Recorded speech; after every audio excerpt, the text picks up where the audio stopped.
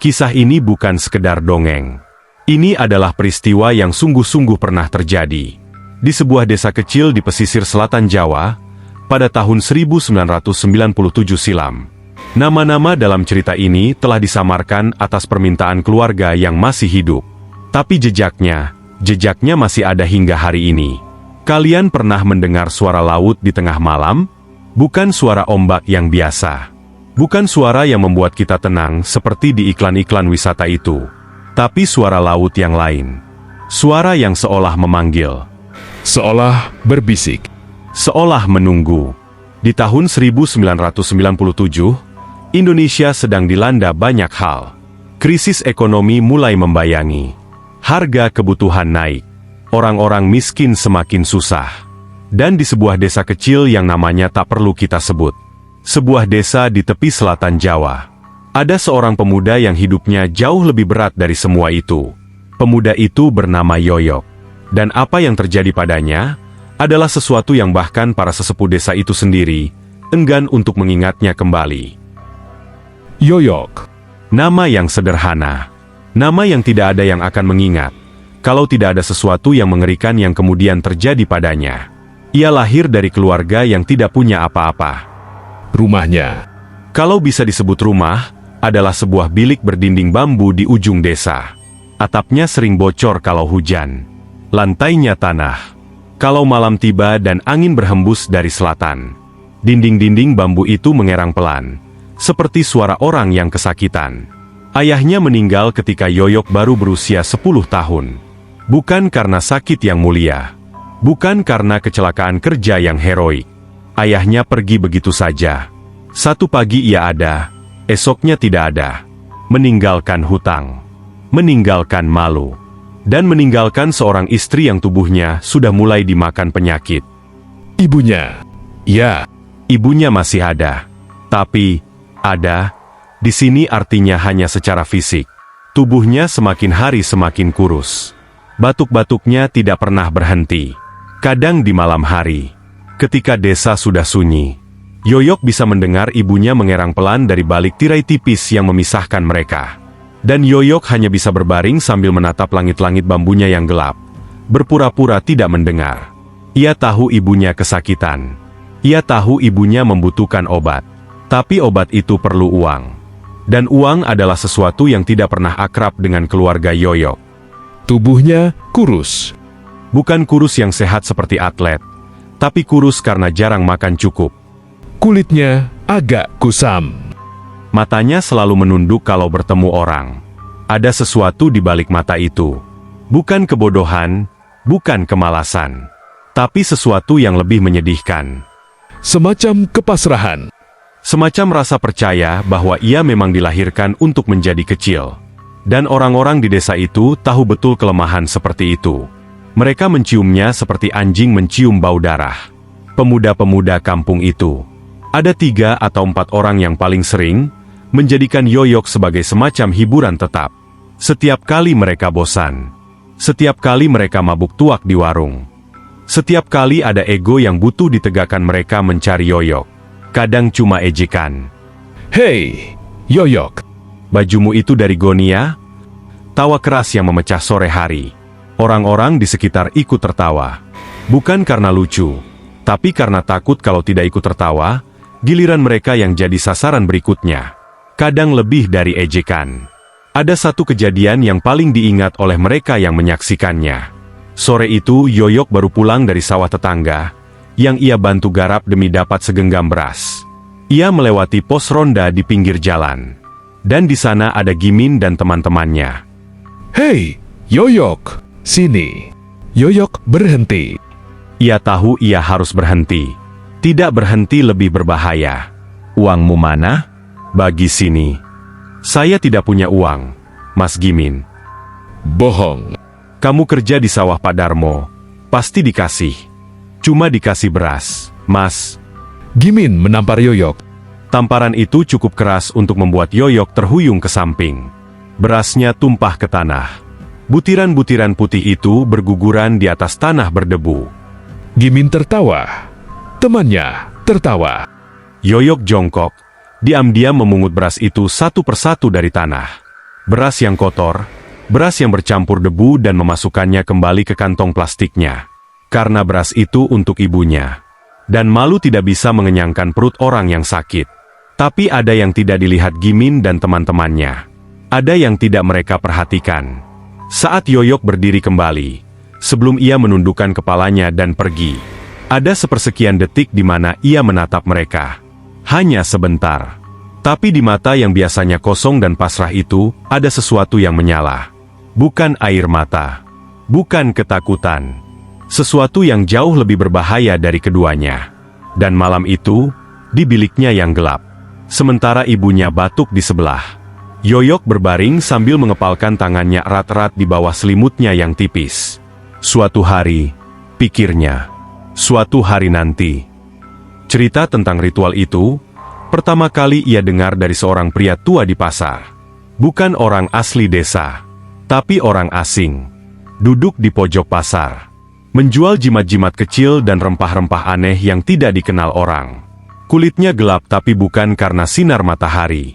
Lebih seperti warna yang memang sudah ada dari sananya. Dan matanya.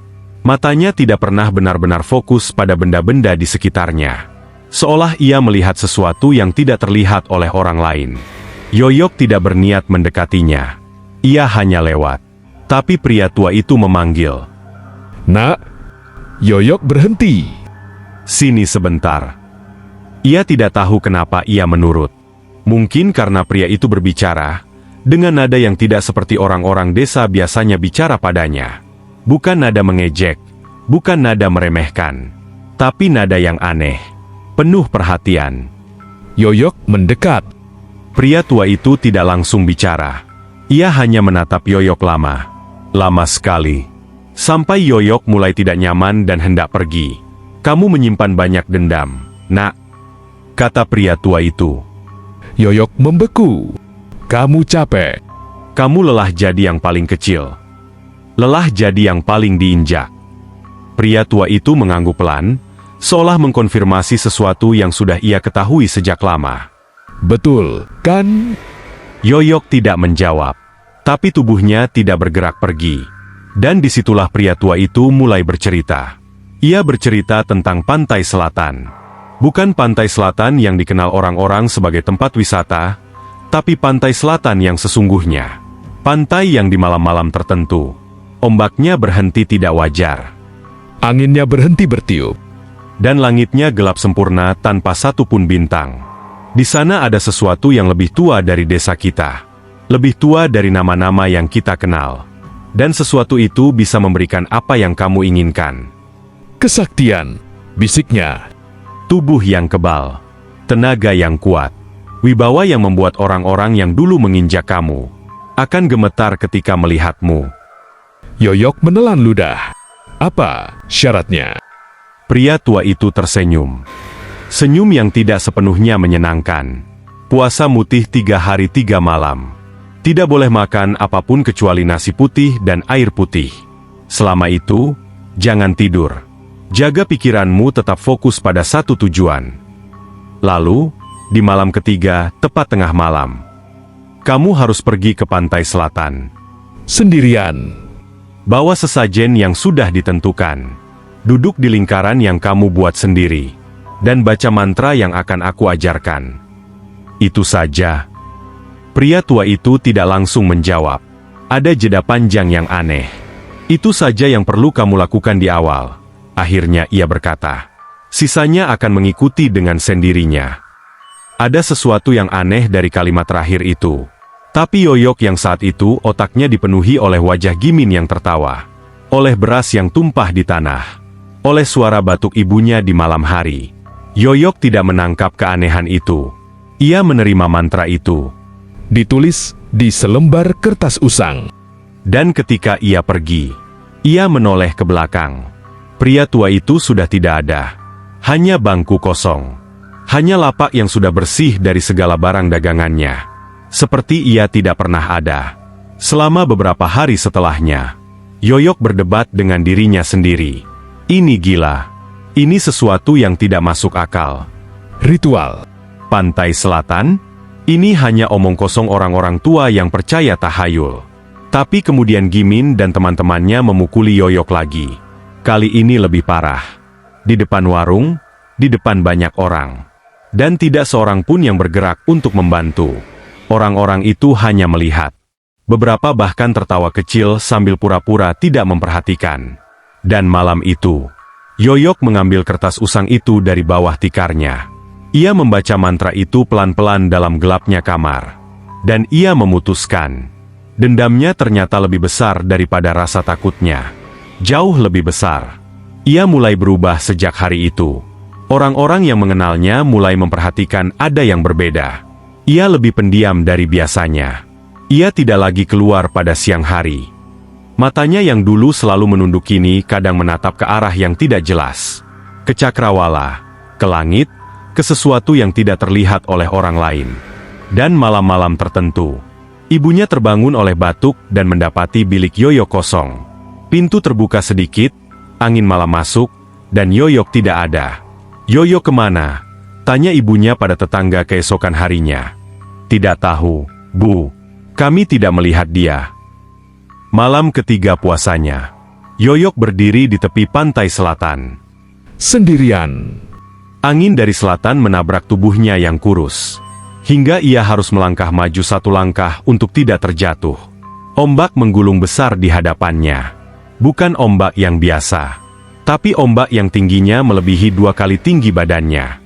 Berdebur dengan suara seperti guntur yang tidak ada habisnya. Ia membawa sesajen yang sudah ia siapkan selama 3 hari. Bunga 7 rupa. Kemenyan. 2 lilin hitam. Segenggam beras merah. Dan sesuatu yang diminta pria tua itu yang terakhir. Sesuatu yang bahkan saat menuliskannya di sini pun, saya tidak yakin kalian ingin tahu. Ia membuat lingkaran di pasir. Menyalakan kemenyan. Menyalakan 2 lilin hitam yang anehnya tidak padam meski angin malam bertiup kencang. Dan ia duduk. Di tengah lingkaran itu. Di tepi pantai selatan. Di malam ketiga yang dingin. Yoyok mulai membaca mantra. Dan itulah saat sesuatu mulai terjadi. Pertama, anginnya berhenti. Bukan mereda tapi berhenti tiba-tiba. Seperti ada yang mematikan kipas angin raksasa di langit. Lalu ombaknya. Ombak-ombak besar yang tadinya menggulung ganas itu berhenti. Satu persatu, sampai permukaan laut di hadapan Yoyok menjadi rata seperti kaca. Rata, hitam dan tenang. Tapi bukan ketenangan yang menenangkan. Ketenangan yang membuat bulu kuduk berdiri. Yoyok tetap membaca mantra. Suaranya bergetar, tapi ia terus membaca. Dan kemudian ia melihatnya. Di kejauhan, di atas permukaan laut yang hitam dan rata itu, ada sosok perempuan berbaju hijau, berdiri di atas air. Sosok itu tidak bergerak, hanya berdiri dan menatap ke arah Yoyok. Dari sejauh itu Yoyok tidak bisa melihat wajahnya. Tapi ia bisa merasakan tatapannya. Berat, dingin, meresap masuk ke dalam dada. Seperti air es yang dituangkan dari dalam. Yoyok tidak berhenti membaca. Ada suara bisikan di telinganya. Bukan dari sosok itu, bukan dari angin yang sudah berhenti. Tapi dari mana-mana. Bisikan yang mengucapkan kata-kata yang tidak bisa ia mengerti. Tapi entah mengapa terasa seperti sebuah perjanjian. Seperti sebuah kontrak yang sedang ditandatangani. Mantra terakhir selesai diucapkan. Dan Yoyok pingsan. Ia terbangun saat fajar mulai memerah di ufuk timur. Pasir di sekitarnya dingin dan basah. Sesajennya sudah hilang. Bukan diambil ombak, bukan ditiup angin, hanya hilang. Lingkaran yang ia buat masih ada. Tapi di dalamnya ada sesuatu yang aneh. Bekas-bekas kaki kecil yang tidak mirip kaki manusia manapun yang pernah ia lihat. Yoyok bangkit dengan susah payah. Tubuhnya pegal luar biasa. Tapi ada sesuatu yang berbeda. Ia melangkah dan tidak merasa lelah seperti yang seharusnya ia rasakan.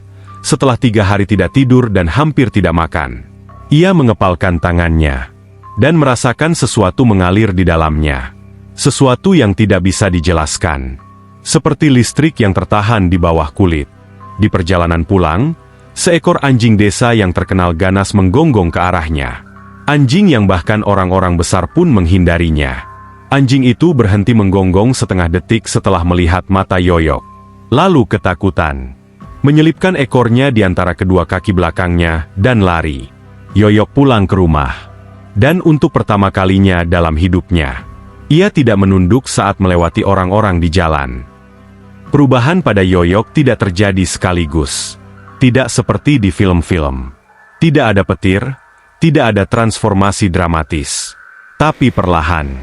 Selama beberapa minggu setelah malam di pantai itu, sesuatu memang berubah. Pertama yang orang-orang perhatikan adalah fisiknya. Yoyok yang kurus itu mulai terlihat berbeda. Bukan karena ia tiba-tiba menjadi berotot, tapi cara ia berdiri yang berbeda. Cara ia berjalan. Pundaknya tidak lagi membungkuk malu. Kepalanya tidak lagi tertunduk. Dan matanya. Mata yang dulu selalu melihat ke bawah, kini menatap lurus ke depan. Orang-orang merasa tidak nyaman dengan tatapan itu. Ada sesuatu di matanya yang membuat orang ingin membuang muka. Percobaan pertama terjadi tanpa sengaja. Atau mungkin memang sudah direncanakan Yoyok. Kita tidak akan pernah tahu. Gimin menemuinya di jalan. Seperti biasa. Dengan senyum besar yang penuh keyakinan bahwa hierarki antara mereka tidak pernah berubah.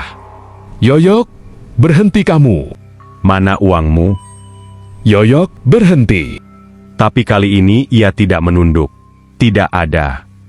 Gimin mendekat, mengangkat tangannya. Refleks yang sudah ratusan kali dilakukan. Dan Yoyok tidak bergerak. Tidak menghindar. Tidak memejamkan mata. Tangan Gimin mendarat di pipi Yoyok dengan keras. Pukulan yang sudah berkali-kali membuat Yoyok terhuyung. Kali ini Yoyok tidak bergerak. Bukan bertahan sakit dengan gigi dikatupkan. Benar-benar tidak bergerak. Tidak ada rasa sakit yang terlihat di wajahnya. Sama sekali tidak ada. Gimin membeku. Yoyok perlahan menoleh menatap Gimin. Dengan tatapan yang tidak bisa digambarkan dengan kata-kata. Bukan tatapan marah. Bukan tatapan dendam, tapi sesuatu yang jauh lebih mendinginkan dari keduanya. Tatapan kosong yang melihat sesuatu jauh di balik mata Gimin. Gimin melangkah mundur.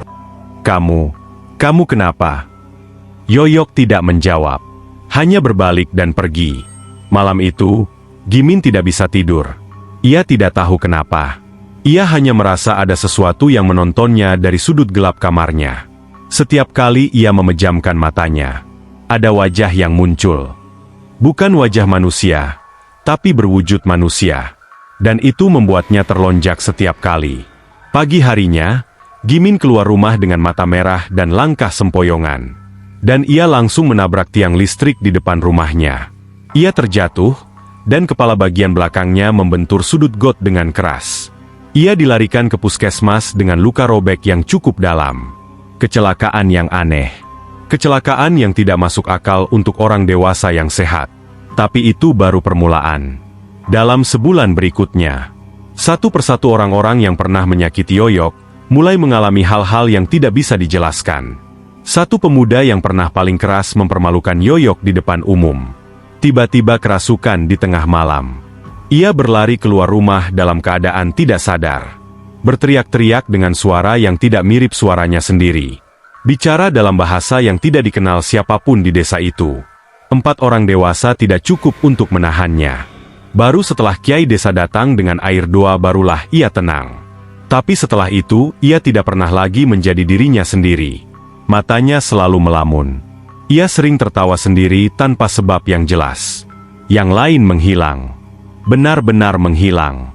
Pagi hari pergi ke sawah dan tidak pernah kembali. Dicari berhari-hari.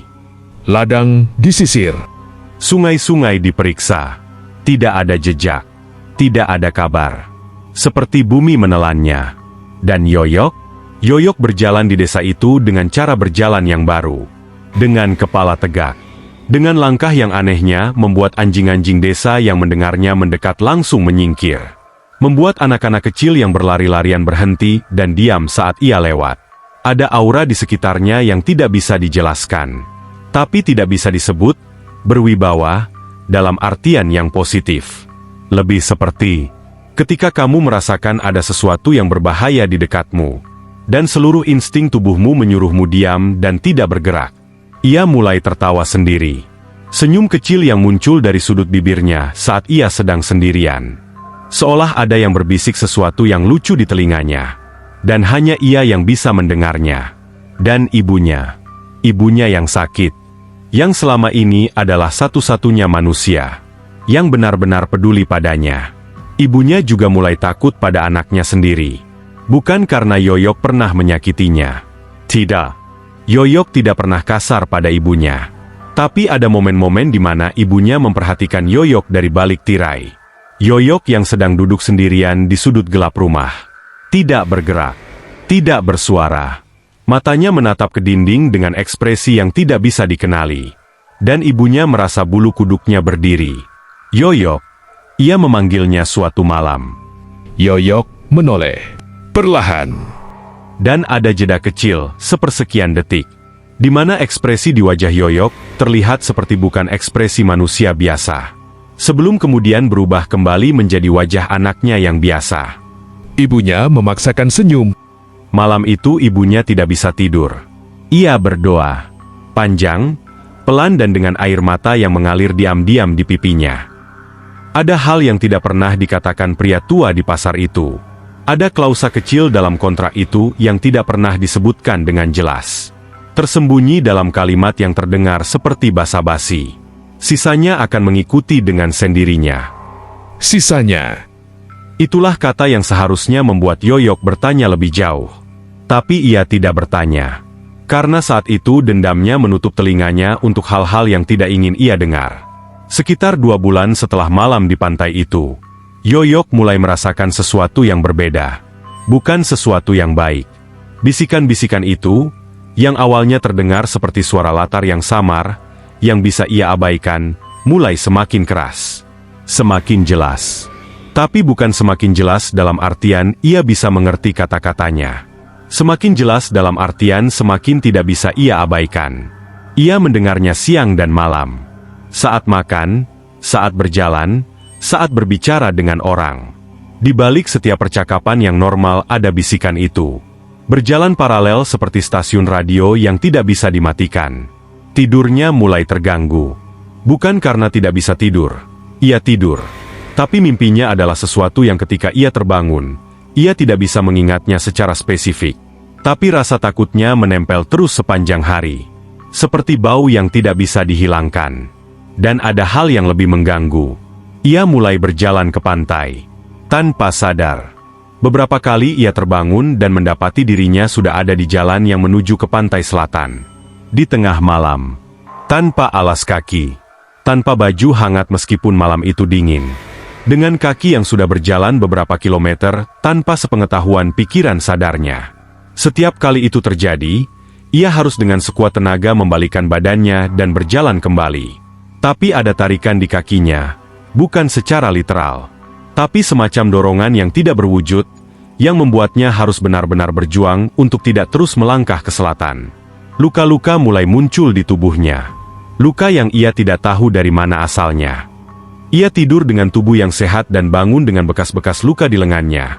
Bukan luka dalam, tapi goresan-goresan yang membentuk pola yang aneh. Yang kalau dilihat dari jauh, dari sudut yang benar, menyerupai sesuatu. Sesuatu seperti aksara yang ia tidak bisa baca. Dan ada bau. Bau yang mulai ia rasakan pada dirinya sendiri. Bau garam dan bau air laut. Meskipun ia sudah tidak ke pantai selatan sejak malam ritual itu. Meskipun ia mandi 2 kali sehari. Bau itu tidak pergi. Ibunya mencium bau itu. Tidak berkata apa-apa. Tapi matanya. Mata yang sudah lelah dan sakit itu, menjadi sangat sedih melihat anaknya. Yoyok mulai menyadari bahwa yang ia dapatkan tidak gratis. Tidak pernah gratis. Kesaktian itu, kebal terhadap pukulan, tenaga yang kuat, aura yang membuat orang takut, itu semua bukan pemberian. Itu semua adalah pinjaman.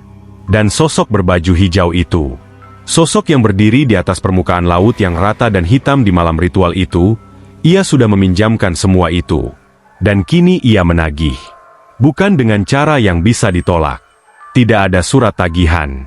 Tidak ada yang datang mengetuk pintu dan bernegosiasi.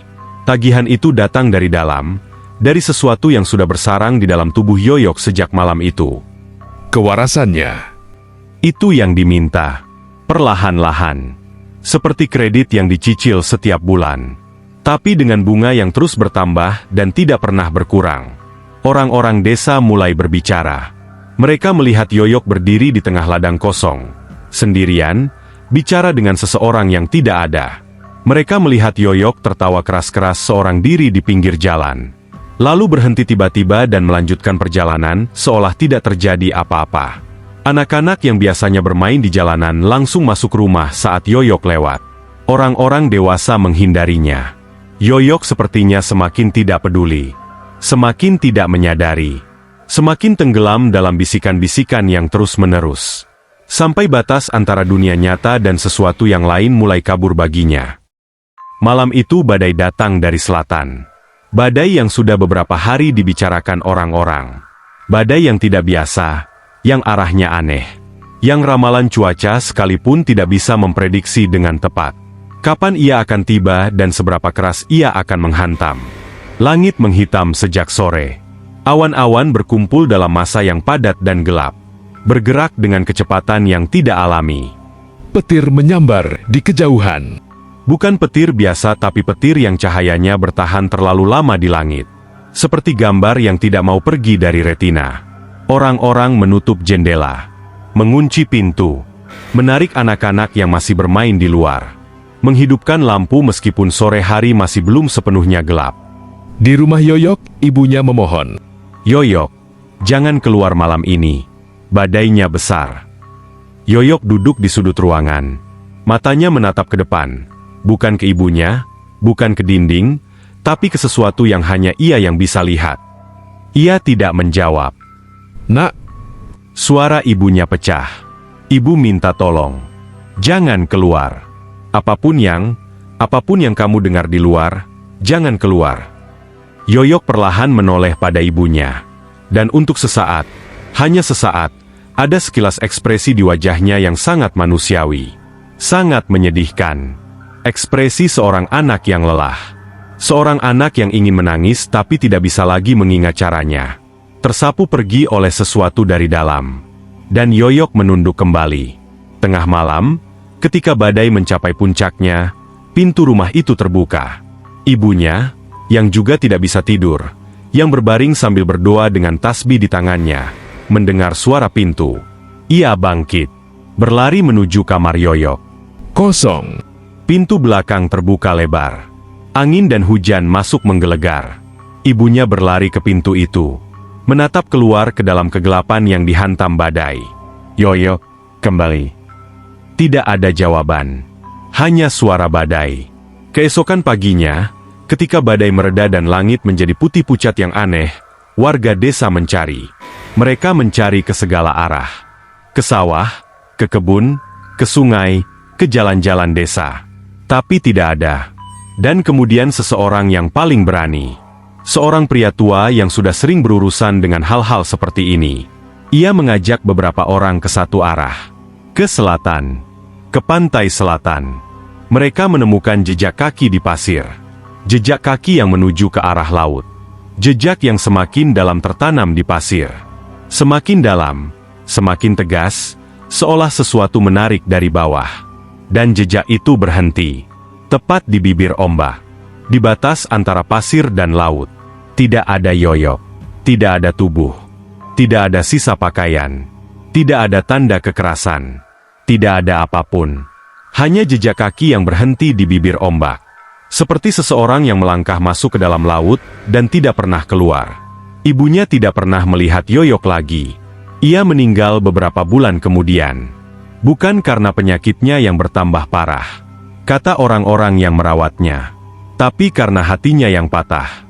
Karena setiap malam ia mendengar suara anaknya di kejauhan dan tidak bisa menjangkaunya. Gimin yang selamat dari kecelakaan itu, hidup dengan trauma yang tidak pernah ia akui. Tapi orang-orang yang dekat dengannya tahu. Ada malam-malam tertentu di mana ia terbangun dengan teriakan, keringat dingin. Dan ketika ditanya apa yang ia impikan, ia hanya menggeleng dan tidak mau bicara. Semua kisah itu terjadi tahun 1997. 29 tahun yang lalu. Desa itu masih ada. Orang-orang yang menyaksikannya masih ada. Sebagian sudah tua sekarang. Rambutnya sudah memutih. Tapi ingatan itu tidak pernah memutih, tidak pernah kabur. Anehnya justru semakin jelas dengan berjalannya waktu. Dan ada satu hal yang tidak pernah bisa dijelaskan oleh siapapun sampai hari ini. Setiap malam tertentu, malam-malam di mana bulannya gelap, dan angin bertiup dari selatan dengan cara yang tidak biasa. Ada yang melihat sesuatu di pantai selatan itu. Sosok lelaki berdiri di bibir ombak. Tubuhnya kurus, kepala tegak, dan ia tertawa. Tertawa sendiri, pelan, suaranya bercampur dengan suara ombak. Sampai tidak bisa dibedakan mana yang suara manusia dan mana yang suara laut. Ketika didekati, sosok itu tidak ada. Ketika ditinggal pergi, perasaan bahwa ia memperhatikan dari kejauhan tidak ikut pergi. Ada pelajaran yang keras dalam cerita Yoyok. Bukan pelajaran tentang jangan percaya orang asing. Bukan pelajaran tentang jangan cari-cari perkara gaib. Pelajarannya lebih dalam dari itu. Dendam itu api. Nyala apinya hangat di awal. Bahkan terasa seperti kehangatan yang kita butuhkan di saat tubuh kita paling kedinginan. Tapi api tidak pernah berhenti membakar. Hanya karena kita sudah membakar apa yang kita inginkan. Api terus menyebar. Api tidak memilih. Dan pada akhirnya, api itu membakar orang yang memegangnya. Lebih lama dari apapun yang pernah ia bakar. Yoyok tidak pernah meminta untuk dilahirkan miskin. Tidak pernah meminta untuk dibuli. Tidak pernah meminta untuk tidak punya pilihan lain. Sistem yang menempatkannya di posisi itu. Sistem yang diam saat Gimin memukulnya. Sistem yang tertawa saat ia memungut berasnya dari tanah. Sistem itu yang semestinya dipertanyakan. Tapi Yoyok tidak punya akses ke pertanyaan-pertanyaan sebesar itu. Yang ia punya hanya rasa sakitnya. Dan sebuah kertas usang dari pria tua yang datang di waktu yang paling tepat. Dan itu lebih dari cukup untuk menghancurkannya. Kalian masih di sini. Terima kasih sudah mendengarkan sampai akhir. Kalau cerita ini membuat hati kalian sedikit berat, itu wajar. Memang seharusnya begitu. Karena cerita yang baik bukan yang membuat kita terhibur lalu lupa. Cerita yang baik adalah yang meninggalkan sesuatu. Pertanyaan, perasaan, bayangan yang masih ada bahkan setelah kalian mematikan layarnya. Kalau kalian merasa cerita ini layak untuk didengar orang lain, bagikan ke teman, ke saudara, ke siapapun yang kamu rasa butuh cerita seperti ini malam ini. Dan kalau ada di antara kalian yang punya cerita serupa, kisah-kisah dari daerah kalian, dari keluarga kalian, dari orang-orang yang sudah tidak ada, tuliskan di kolom komentar. Karena cerita-cerita seperti ini tidak boleh hilang begitu saja. Tidak semua yang terlupakan memang layak dilupakan. Sampai jumpa di cerita berikutnya. Jaga diri kalian baik-baik. Dan jangan pernah pergi ke pantai sendirian tengah malam.